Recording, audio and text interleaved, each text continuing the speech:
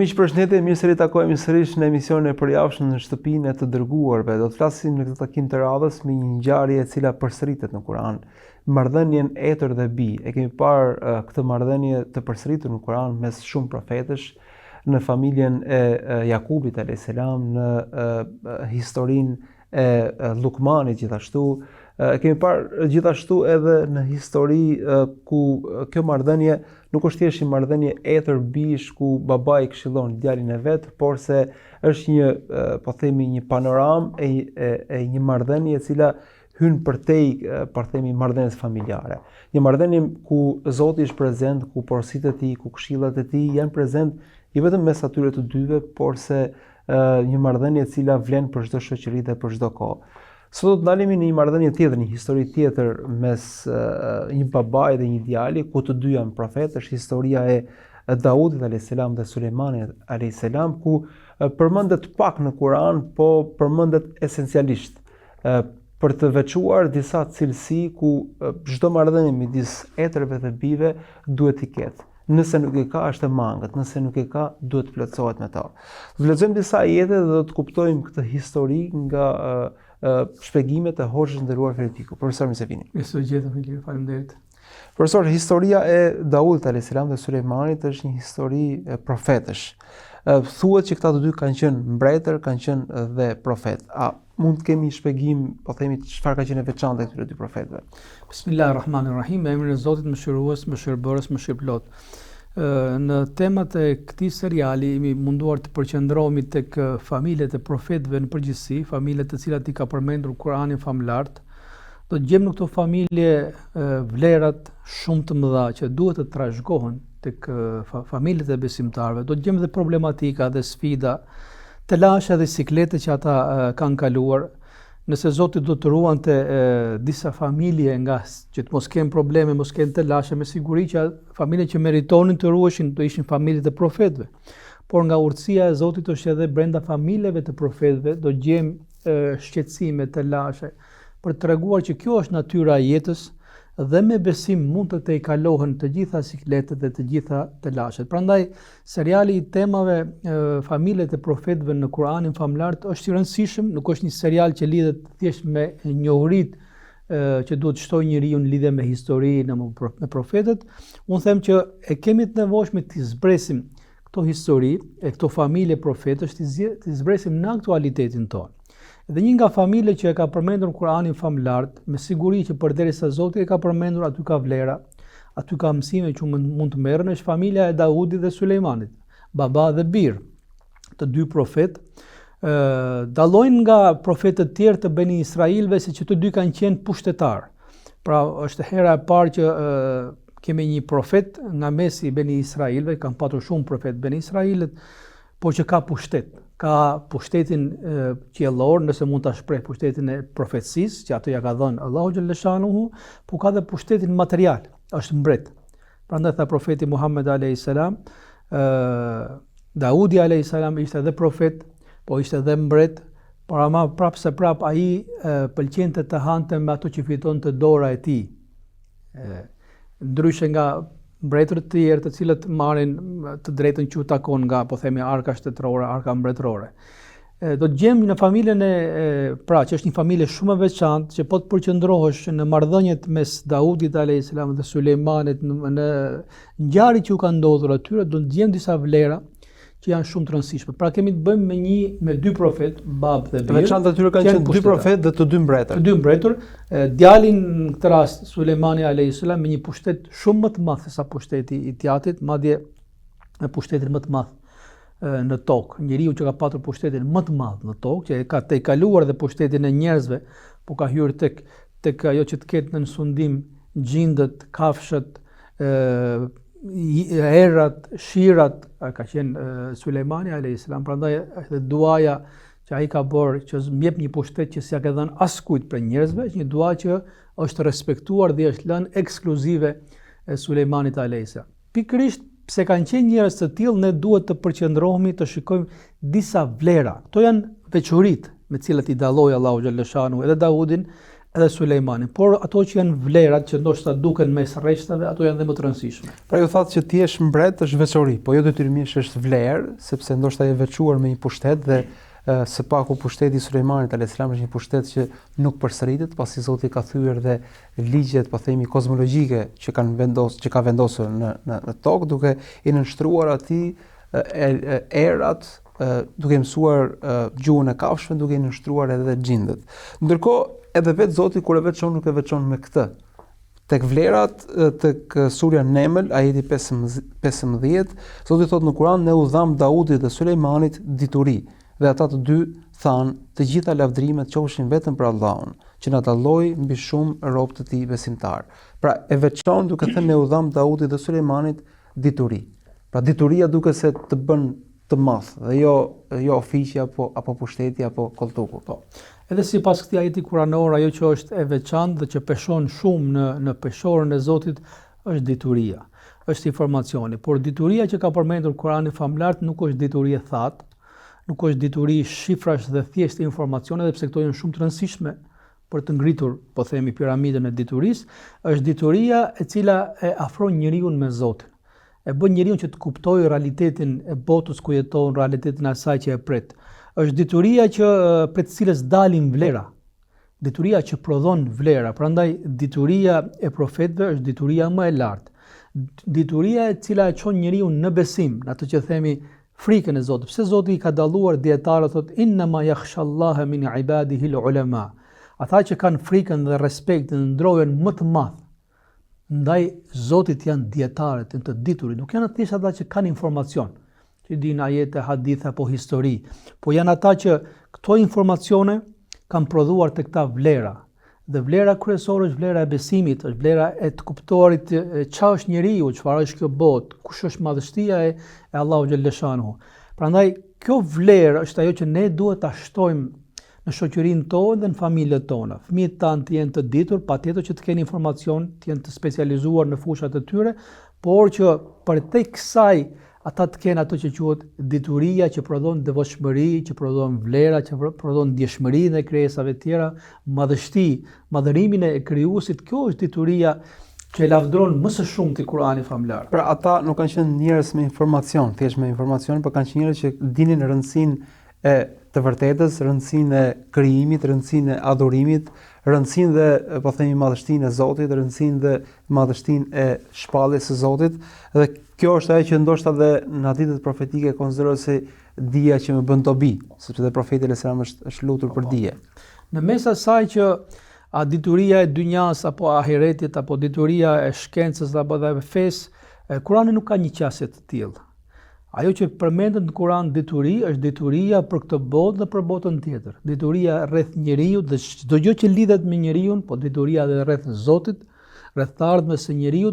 Një ndarje e tillë për fat keq është bërë vonë tek muslimanët, një ndarje që ka prodhuar një dualizëm në njerëz që dinë thonjza vetëm për fenë, por nuk kuptojnë jetën dhe dynjan e tyre, apo të tjerë që janë shumë të zhvilluar dhe kanë shumë informacion për jetën e tyre, por janë ignorant apo shumë pak dinë për vlerat apo për besimin e tyre. Dituria në Kur'an sekularizuse në një farë mënyrë që ndodhën kur e ndan dijen nga e vërteta, ju po thoni që ajo ka qenë integruar. Është integruar në Kur'anin famlar, e gjejmë gjithmonë të integruar, prandaj do të gjejmë që profetët, përveç se kanë qenë njerëz që kanë njohur mirë, po themi ligjet e qiellit, kanë njohur mirë Zotin, të gjithë kanë njohur edhe profesionet e tyre. Prandaj secili prej tyre, si mund të themi, është një lider në profesion, në specializimin e tij, për të kuptuar që kjo ndarje nuk është ndarje e ndershme, nuk është ndarje e drejtë, dhe ka prodhuar atë dualizëm edhe shkputje mes asaj që feja dhe dituria fetare kanë lidhje me botën tjetër, ndërsa jeta e dynjas apo shkenca ka lidhje me këtë botë.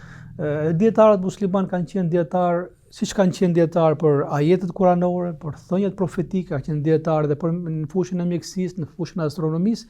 Këta janë faktikisht, këta hoxhallar, janë ata që kanë zhvilluar konceptin e diturisë. Pikërisht dhe në familjet tona, ajo që unë mendoj që është zgjidhja është që ne ta ushqejmë diturinë me të dyja krahët e saj. Dituri rreth jetës, rreth profesionit dhe teknologjisë, asaj në cilën kohën në cilën ne jetojmë, por rreth asaj që është dhe jeta jone e përhershme. Dhe jeta jone e përhershme nuk është në këtë botë. është në botën tjetër, është dituria rreth xhennetit, rreth xhehenemit, rreth vlerave të besimit, rreth madhështisë Allahu xhalla shanuhu. Në këtë rast edhe dituria e dynjas mendoj që është më e hishme, është edhe më e bukur në hijen e asaj diturisë së plotë. Ndërkohë ajeti mbyllet duke thënë që pra të dy e lavdërojnë Zotin dhe e thonë që na dalloi nga shumë robë të tij besimtar. Pra nuk thot vetëm na dalloi nga jo besimtarët, na veçoi, na bëri besimtar, po thot na dalloi nga shumë robë të tij besimtar. Që thot dhe brenda besimtarëve, si duket ka po themi gradat të tilla, ka vende të tilla ku dallohen ata që dinë më tepër. Në gjuhën e profetit do të gjejmë gjithmonë falënderim për atë që Zoti u ka dhënë. Si për të treguar që profecia nuk fitohet me zgjuarsi, nuk fitohet me përpjekje. Ajo dhurohet prej Zotit dhe Zoti është më i dijshëm se ku e vendos profecinë e tij. Por edhe besimi nuk është se merret me njeriu bën sebepet, po themi, për çështjen e besimit, mundohet të pyes, të dëgjojë, të rrijë me njerëz të mirë që të hyjnë në rrugën e besimit, por njeriu duhet të jetë i bindur që besimi është dhuratë prej Zotit. Edhe nuk është me zgjuarsinë e këtij njeriu apo me pushtetin e tij apo me pasurinë që ka ky person. Prandaj gjëja më normale është kur njeriu kupton se Zoti i ka dhënë besim, ai të falenderojë Zotin për këtë. Edhe thotë falenderoj Zotin i cili më ka dalluar, siç e përmendë, jo thjesht prej jo besimtarëve, por prej shumë për atyre që i ka dalluar Zoti. Kjo vjen vetëm kur njeriu kupton çfarë dhuratë është besimi. Ndoshta prej këtij ajeti ne mësojmë të gjithë që në jetën tonë mund të kemi shumë gjëra që na kënaqin, po them na bëjnë të ndihemi të plotësuar, që është pasuria, është pushteti. Mirë, po duhet të jemi të vetëdijshëm edhe prindërit, edhe fëmijët, edhe familjarët që pasuria më e madhe që Zoti jep një familje është besimi. Prandaj njeriu s'duhet t'ia ndajë asnjëherë falënderimit të kësaj. Nëse ka gjë tjetër që njeriu mund të falenderojë, edhe thotë e kam kryer falënderimin ndaj besimit, nuk ka kufi në falënderim. Thuhet që Zoti i kishte dhënë shumë, patjetër që jemi po flasim për atë, për Daudin alayhis salam. I kishte dhënë Zoti shumë pasuri dhe thotë o Zot, si mund të falenderoj unë ty? I thotë thuaj elhamdulillah, falenderoj Zotin, falënderimin takon Zotit. Po thotë të e thonë gjithë njerëzit tjerë. Po kjo thotë është më e mira. Pastaj thotë si mund të jem unë falëndërues ndaj teje, kur vetë fjala elhamdulillah, kur vetë falënderimi është dhuratë prej teje, se ka njerëz që kanë shumë të mira, jashtëzakonisht të mira. Po s'u shkon as në mendje, as nuk i vjen për zemër të falënderojnë. Prandaj falënderimi për vlerat, falënderimi për besimit është me të vërtetë është dhuratë hyjnore. E gjejmë në të gjithë gjuhët e profetëve që edhe pse kanë mbritur nivelet më të larta dhe do kemi rast të dëgjojmë dhe për Sulejmanin alayhis salam. Do ta shikojmë që ai është shumë falëndërues ndaj Allahu xhalla shanu, madje thotë që më ke dalluar nga shumë ata të tjerë që ju ke dhënë besim apo ju ke dhënë profeci. Zhvillimi i asaj që themi shqyri apo fjala elhamdulillah apo falënderimi në familjet tona sidomos është shumë i rëndësishëm.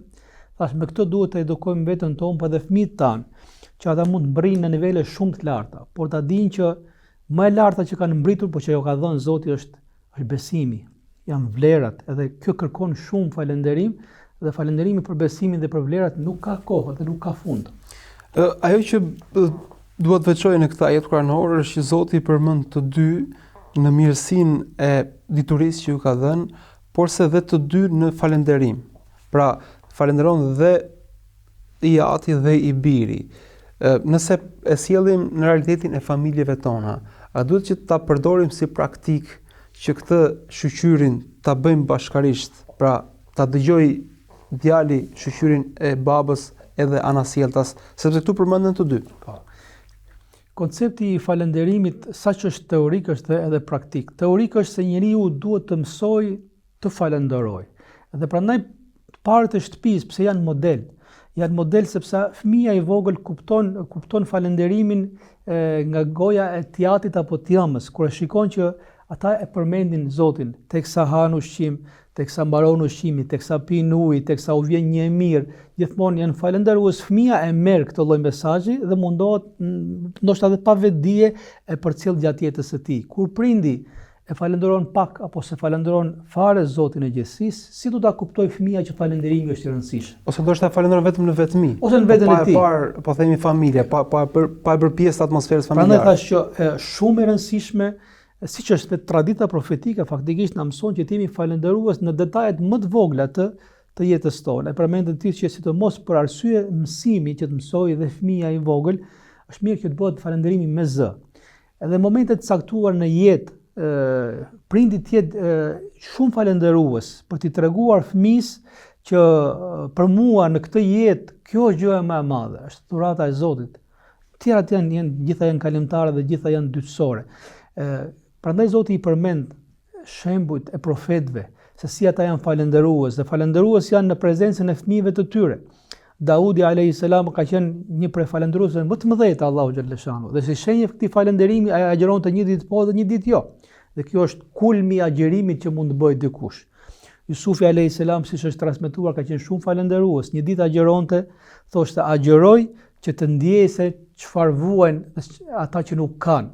Por nga ana tjetër thoshte edhe kur e çel agjerimin, pra duhet të jem falënderues në të mirave të Zotit. Dhe kush ishte Yusufi alayhis salam? Ishte ai që kishte pushtetin e gjithë Egjiptit, por një profet që kishte kaluar të gjitha vështirësitë e jetës.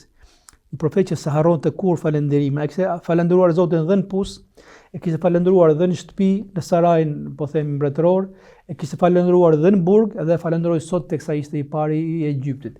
Këto janë shumë të rëndësishme, pra që prindi, babai dhe nëna falënderimin ta bëjnë mundësish me zë, ta bëjnë bashkarisht, ta bëjnë ato diçka të objekt diskutimi në familje, që me vërtet dhe fëmia të bindet që gjëja më e madhe që kemi ne është ky besim dhe për këto duhet të falenderojmë shumë. Mendoj që kjo është edukimi dhe mësimi më i madh që mund t'i japim neve fëmijëve tanë. Nevojat pragmatiste, materiale, çdo prind mundohet t'ia plotësojë fëmijës vet.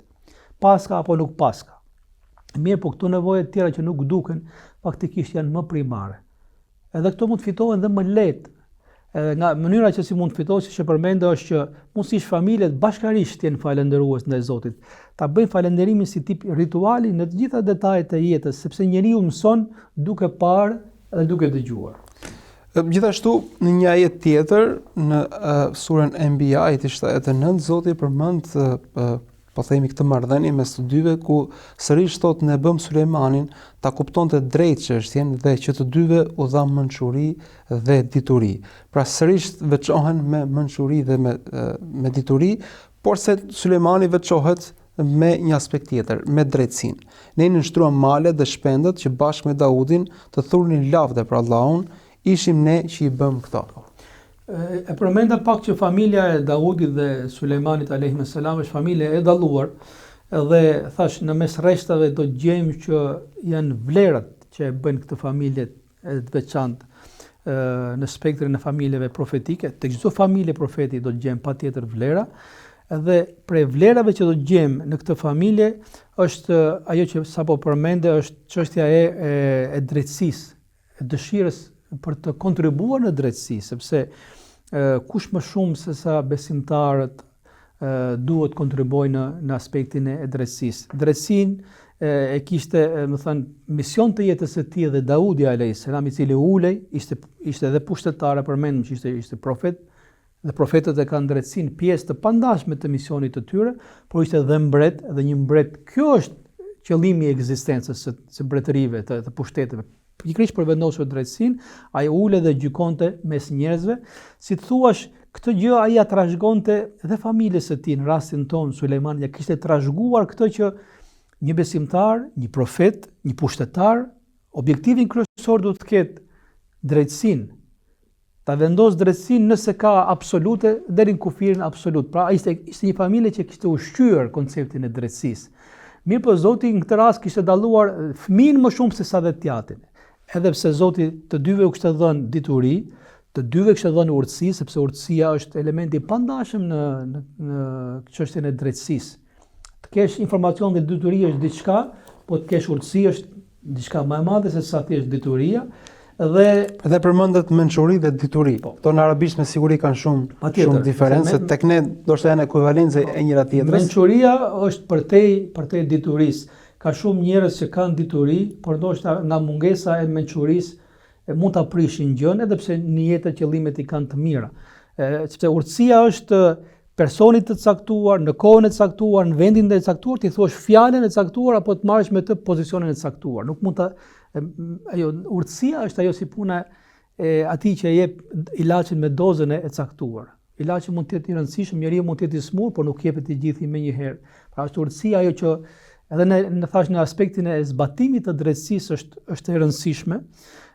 Në këtë rast Sulejmani alayhis salam dallohet edhe Zoti e tregon rastin kur nuk ja qelloi në drejtësi i atit Davudi alayhis salam, por ja qelloi Sulejmani. Por ama është një familje në cilën është ushqyer koncepti i drejtësisë. Prandaj ndoshta nxjerrim mësim për kësaj që në familjet tona në përgjithësi dhe familjet e besimtarëve duhet të diskutohet për drejtësinë, për situata të caktuara, si mund ta gjykojë ti në këtë rast. Pra të fëmia të mësohet që drejtësia është një gjë shumë e madhe, e të mësohet edhe në familjen e tij, edhe në jetën e tij, po edhe në shoqëri, sepse ky fëmijë nesër mund të jetë fare mirë njëri që ka pushtet në dorë, mund të jetë një njeri që ka ligjin në dorë, mund të jetë një njeri që ka autoritetin në dorë. Nëse ky fëmijë nuk është ushqyer në fëmijërinë e tij apo në veçli duhet të mbajë po themi drejtësi, sa mund të mbajë një fëmijë që edhe kur ndan 2 lodra, që edhe kur ndan po themi 2 copa bukë, nëse mund të themi kështu gjëra elementare, po si veti sensi për të drejtën duhet ta ketë. Kjo është, ne kemi të bëjmë një familje në cilën është diskutuar për po themi çështje të caktuara në aspektin juridik, kush e pati drejt ky apo ky. Daudi alayhis salam ishte profeti i Zotit. Edhe profetët janë gjithmonë të drejtë, thash ishte edhe pushtetar dhe u dallua prej pushtetarëve të tjerë me drejtsinë e tij. Por aq e shëndosh ka qenë koncepti i drejtësisë në këtë familje, saqë fëmia Sulejmani e merr e trashëgon këtë lloj ndjeshmërie prej tjatit, madje Zoti e dallon më shumë se sa dhe e jati. Prandaj thash, kjo është ajo vlera që ne duhet të mësojmë prej kësaj familje, që drejtësia është shumë e rëndësishme. Njeriu kur ka mosi, kur ka pushtet, qëllimi i këtij pushteti është vendosja e drejtësisë, por edhe kur nuk ka, të paktën njeriu ta di që në kë është e drejta. Se nëse do të jetojmë me këtë gjë, edhe kur nuk ke mundësi do të pozicionohesh me të drejtën. Çdo prind ka dëshirë që fëmia i tij të jetë me të drejtën, mos pozicionohet tek padrejësia, por ne duhet ta ushqejmë këtë koncept që në vegjëlrinë e fëmijëve tanë apo rininë e tyre. Mbretëria e Davudit alayhis salam, po dhe veçanërisht Sepaku e Sulejmanit alayhis salam ka zgjatur shumë, derisa Sepaku Sulejmani ka ndruar jetë. Ndërkohë që në këto 2 ajete përmendet se mençuria, dituria dhe drejtësia kanë qenë 3 element në jetën e këtyre. Pra me shumë mundësi këtu ka dhe plot mësime për ata që janë pushtetar, për ata që janë sprovuar me pozitë, me pushtet, ndoshta jo detyrimisht duke qenë mbretër, po duke patur një mbretëri, qoftë në familjen e vet ku e kemi gjithsecili, që na duhet dituri, na duhet mençuri, por na duhet dhe drejtësi që ajo mbretëri, sado e madhe ose modeste qoftë, të ketë dhe vjushmëri. A mund t'i marrë këto mesazhe të tilla nga këto ajete? Ne kemi thënë që çdo profet nëse studiohet do gjejmë në atë profet vlera që dallojnë ndoshta nga jetët e profetëve të tjerë, por që qëllimi i këtyre vlerave është për të treguar që profetët janë model. Edhe në rastin e Davudit alayhis salam gjejmë profetin, e thënë ndryshe, besimtarin që ka pushtet në dorë. Prandaj thot profeti alayhis salam është e veçanta e këtij njeriu, e Davudit alayhis salam, se ishte mbret, pra kishte të drejtë të merrte nga arka mbretërore, por ai nuk e preferonte diçka të tillë. Thoshte dua të fitoj me atë që punoj vetë. Pra një njeri i tillë, se pyetja më thjesht, çfarë punë bënte? Çfarë profesioni kishte Davudi alayhis salam? Ai ishte hekur punues. Dhe Zoti i gjithësisë i dha atij mundësinë që të përpunon të hekur, ja zbuti çelikun, ja zbuti hekurin dhe i dha një mjeshtri në duart e tij që me atë që i kishte dhënë Zoti ai bënte nëse mund ta shpreh mrekulli. Po çfarë bënte? I shiste këto? Jo, ai bënte kontribute, bënte lëmosha, ai furnizonte ushtrinë, fuqizonte popullin e tij për të treguar që besimi dhe besimtari e ka për detyrë ta zhvillojë vendin e vet. Dhe kur njeriu e ka këtë në jetë, Zoti e ndihmon, siç i dha mrekulli Davudit alayhis salam, që ai t'ia zbus hekurin dhe t'ia zbus metalet në dorën e tij, me i përpunonte vetëm me dorë, pa patur nevojë për vegla të tjera. Ky ishte pra një profet që kishte zanatin e hekur punuesit. Do të thonë, po ta shikosh një paradoks shumë i madh. E thot profeti alayhis salam, risku ushqimi më i shishëm që mund të hajë njeriu është ushqimi që ai e ka prodhuar me dorën e tij. Është lodhur pa atë dhe profeti i Zotit Daudi alayhis salam të hante me dorën e tij, që nuk kupton hante me ushqimin që kishte fituar dora e tij. Prandaj Zoti e ka sjellë si model. Me të vërtet njëri që ka pushtet, i ka të gjitha mundësitë, por ai preferon që ai don që këtë pushtet ta përdorë për drejtsinë e njerëzve dhe mundësisht ushqimin e tij ta fitojë me një profesion. Pra është një model shumë interesant i pushtetarit, si më thënë. Siç kemi rastin e Sulejmanit alayhis salam, e përmendëm pak që jo thjesht pushtet, por pushtet i pa imagjinueshëm, nuk mundet t'i afrohet dikush. Ama Sulejmani alayhis salam është shumë modest, është shumë i thjeshtë dhe Zoti na ka treguar në Kur'anin famlar momente dhe pozicione që tregojnë thjeshtësinë, modestinë e tij, dhe për kësaj thjeshtësie dhe modestie ai arriti të përkulet dëgjoj një zë milingone, e cila pati frikë nga padrejësia, se ndoshta ushtria e Sulejmanit do t'i shkelte milingona të tjera. Tha hyni në përfolet tuaj se po kalon ushtria e Sulejmanit, ato nuk na shikojnë, nuk na dëgjojnë, nuk na ndjejnë, pra nuk e ndjejnë hallin ton. Atëherë ndali gjithë ushtrinë dhe si e dëgjon, kjo është thjeshtësia që e shoqëroi gjithmonë Sulejmanin alayhis. Prandaj pushtetarët, nëse nuk kanë ndjeshmërinë, është shumë vështirë që të pritet drejtësia e tyre, sepse nuk dëgjojnë veshët, por dëgjojnë zemra dhe shpirti. Edhe ndjeshmëria është në shpirt dhe është në zemër. Po së paku dhe me logjik pragmatiste, pra ai që dëshiron që ti vazhdoj pushteti i tij, që ti vazhdoj pozita e tij, nëse do të mbaj drejtësi, nëse do të ketë mençuri, me shumë gjasa do të trashëgoj gjatë atë pushtet. Edhe këto histori kuranore gjithashtu na kanë treguar njerëz që kanë dashur që përmes padrejtësive të grumbullojnë shumë pasuri, të shtypin njerëz dhe pushteti i tyre ka përfunduar shumë shpejt. Bëjmë një shkputje shumë të shkurtër profesor dhe rikthehemi sërish në miq, shihemi pas pak në pjesën e dytë.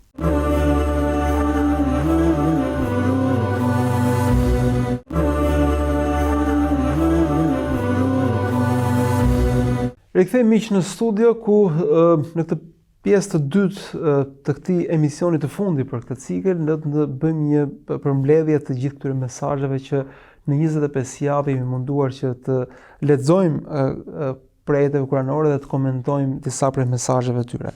Profesor, duket sikur familja është, po themi, e përsëritur vazhdimisht në Kur'an.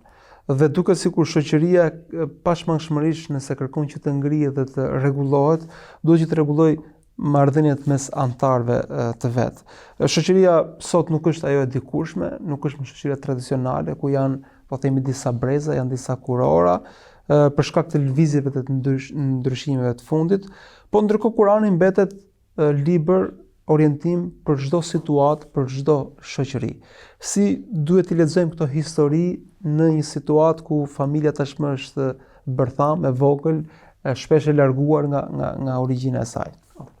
Në këtë cikël emisionesh faktikisht ne gjetëm që jeta e kësaj bote fillon me familje, me një familje. Për të treguar që kjo është bërthama, kjo është qeliza dhe ky është themeli që nëse nuk ndërtohet, nuk mund të ndërtohet jeta, edhe sikur të jetë jeta, po themi, individuale të duket e ndërtuar, por gjërat do të kthehen në origjinë. Edhe ne do të jemi të bindur që do të kthehen në origjinë dhe familja është origjina, është themeli dhe është baza. Në familjet në historitë profetëve gjetëm që profetët janë njerëz që janë ndërritur në familje.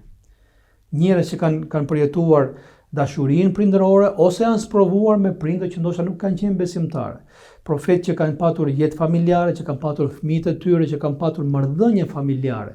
Për të treguar që ky dimensioni i jetës familjare është i domosdoshëm në ndërtimin e personalitetit. Pra njerëzit më të dalluar të Zotit kanë bërë jetë familjare.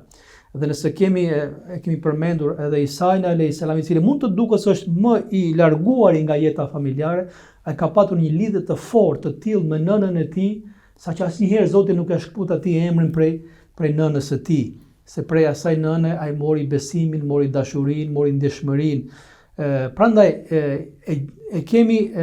gjejmë që këta profet, këta njerëz, këta personalitete rriten në familje për të kuptuar këtë që është shumë e rëndësishme familja dhe ndërtimin e brezave të ardhshëm. Por do gjejmë brenda këtyre familjeve të profetëve, thash, raste nga më të ndryshmet. Si për të kuptuar që edhe problematikat, edhe sfidat që na ndodhin neve, nuk është hera e parë që ndodhin në këtë botë. I ka ndodhur edhe profetëve paraardhës. Kemi parë familje profetësh që fëmijët e tyre nuk shkojnë mirë me njëri tjetrin, madje mundet që ky konflikt të përfundojë në vrasjen e vllajit, të vllajit tjetër. Edhe kjo ka ndodhur që fillimi në historisë njerëzimit, në familjen e Ademit alayhis salam. Mund të gjejmë që problematikat mes familje mund të gjejmë që vëllezërit xhelozojnë njëri tjetrin dhe mundohen ta dëmtojnë njëri tjetrin, siç është rasti i historisë së Jakubit dhe në surën Jusuf që ne kemi diskutuar. Por atë kemi parë se si besimi dhe besimtari gjithmonë fal dhe toleron për hir të familjes. Ai në fund të historisë fal dhe toleron vëllezërit e tij dhe i bën ata pjesë të jetës së tij dhe nuk i dëbon. Pra, për treguar që mëshira në familje dhe mshuria është përtej drejtësisë. Edhe ajo duhet të ushqehet në familjet tona, se po të ndashin gjërat me drejtësi, ndoshta Jusufi alayhis salam s'kishte pse t'i falte ata. Por ai na mëson neve që ka diçka që është më e madhe se sa drejtësia. Është dhe mshuria, që është mëshira, dhe besimi është ai që e bën njeriu të jetë i dhëmshur dhe të jetë i mëshirshëm. Do gjejmë familjen e profetëve sprova të karakterit besimi dhe nuk është e lehtë të gjesh një profet që prindi i tij nuk është besimtar. Më keq se sa kaq të gjesh një profet bashorti i tij nuk është besimtar. Por të treguar që kjo nuk është fundi i botës. Por lexoj këto histori dhe merr mësim prej këtyre historive, edhe anasjellës. Dhe pothuajse të gjithë kemi situata, kemi episode, kemi momente të gëzueshme dhe momente të vështira në jetën tona, ku mundohemi që t'i menaxhojmë ashtu siç mendojmë se është më e mira. Po sa rëndësishme është që mënyrën se si zgjidhim situatat, mënyrën se si i përjetojmë dhe begatit, të jetë sipas asaj që Zoti e paraqet në Kur'an. Pra, sa e rëndësishme është që të kthehet Kur'ani në metodë të jetësimit të vlerave, po dhe të kalimit të sprovave dhe të vështirësive, sepse diku mendojmë që ndoshta kemi dështuar, por nëse do t'i përmbahemi metodës kuranore, edhe nëse rezultati nuk do të jetë ai që synojmë apo kërkojmë, së paku ngushëllohemi që edhe në familjet e profetëve kanë qenë të tilla rezultate. Pse Kurani është i pazëvendësueshëm dhe i pakrahasueshëm me asnjë libër tjetër. E themi ne që është fjala e Zotit, po është fjala e Zotit, po për kë është kjo fjalë? Kjo fjalë është për njeriu, është për njerëzit dhe historitë e profetëve janë historitë më të rëndësishme në Kuranin familjar, pikërisht për këto mesazhe, për këto vlera. Nuk i lexojmë këto thjesht për të shtuar informacion rreth një profeti apo një populli të caktuar. Ne do gjejmë brenda këtyre historive, thash, problematika, sfida, si do gjejmë edhe shumë vlera, do gjejmë edhe modele të zgjidhjes së problemeve kur na ndodhin. Ne historikisht thuhet historia përsërit veten e saj. Por nuk është të thënë që gjithë historia e profetëve të përsëritet në jetën time. Por në jetën time dhe tënde mund përsëriten pjesë nga historia e këtyre profetëve.